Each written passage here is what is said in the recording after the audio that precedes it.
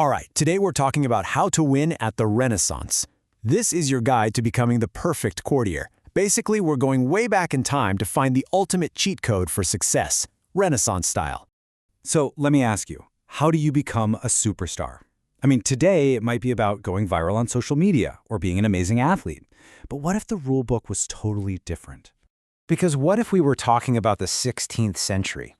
Yeah, back then being a superstar meant something else entirely. It was all about winning a very different, very high-stakes game. And the main stage for this game was the Renaissance court. So welcome! This is your guide to surviving and thriving.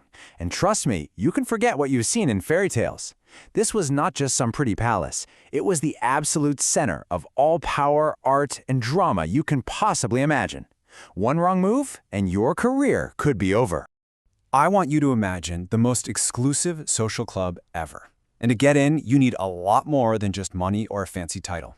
You need actual skills. In Italy, the it spot, the absolute peak of sophistication, was the court of Urbino. And here, your family name or how rich you were, it didn't matter nearly as much as your personality. Being witty and graceful, that was your currency. A sharp mind was worth way more than a bag of gold. So, how did you learn the rules of this club? Well, luckily for everyone trying to get in, an Italian diplomat named Baldassare Castiglione wrote the official guide. It was a massive bestseller called The Book of the Courtier, and it laid out, step by step, exactly how to become the perfect court insider, or as they called them, a courtier. So, let's actually build this perfect courtier from the ground up. It's time to level up your skills. You can really think of it like creating a character in a video game. But instead of choosing a sword or a shield, you're choosing personality traits and special talents. And right away, you hit the first big challenge. A courtier had to be a walking contradiction. On one hand, you needed warrior skills. You had to be strong in battle, an expert with weapons, a skilled horseman. But the moment you walked into the palace, you had to flip a switch.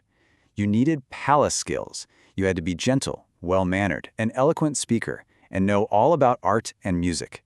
It's like being a star athlete and a brilliant musician all at the same time. And it wasn't just about the physical stuff, not even close. A courtier's mind had to be just as sharp as their sword. You were expected to know classic languages like Greek and Latin. You had to be an expert in history and poetry. You had to understand music and painting, know how to write persuasively, and hold a witty but always respectful conversation. This deep education, that was the real key. It's what separated a sophisticated courtier from just an ordinary soldier. But here's the real secret, the ultimate special move.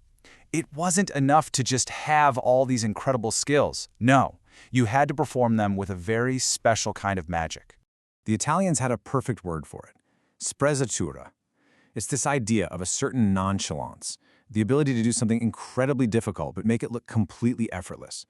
Think about playing a complex piece of music or winning a duel and making it look like it's the easiest, most natural thing in the world for you. So how do you pull that off? Well, here's how to achieve sprezzatura. Step 1, you practice a skill relentlessly, but always in private. Step 2, you completely conceal all the hard work and study. Nobody sees you sweat. And step 3, when it's showtime, you perform the skill with an apparent ease and grace as if you were just born with it. The whole goal is to make people think, wow, they're not even trying. That was the mark of true mastery. Okay, so you've mastered the skills and the effortless style. But how did this all work in the actual social scene? Now we get to the rules of the game, which were a little bit different for men and women. So Castiglione set some different standards. Let's compare. For demeanor, the ideal man was brave but gentle, while the ideal woman was soft and feminine. For skills, men needed military prowess and to be good at intellectual debates. Women needed a deep knowledge of the arts and conversation. The key virtue for men was loyalty and honesty. For women, it was modesty and virtue. But, and this is so important, both were expected to be highly educated. A court lady was not just there to look pretty. She was a vital part of the court's intellectual and cultural life, and she was expected to lead conversations about art and literature. But all of these skills, they meant nothing without this one golden rule. A courtier's main job wasn't to just flatter the prince. No, their highest duty was loyalty. And true loyalty meant telling the truth, even when it was difficult.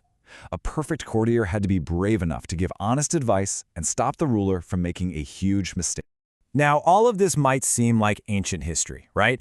But this one book had a massive, long-lasting impact that we can actually still feel today. So let's talk about why this 500-year-old book still matters.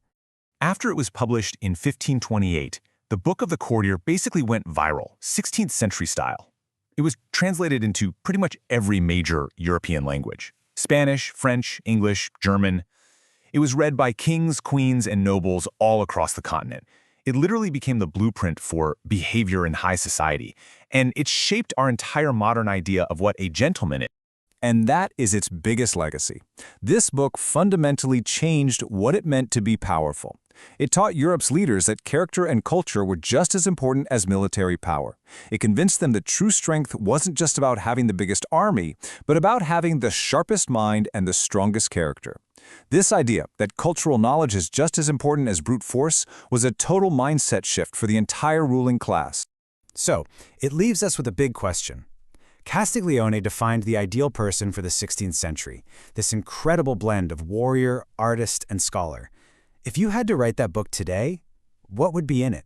What skills, what character traits make up the perfect person for our modern world?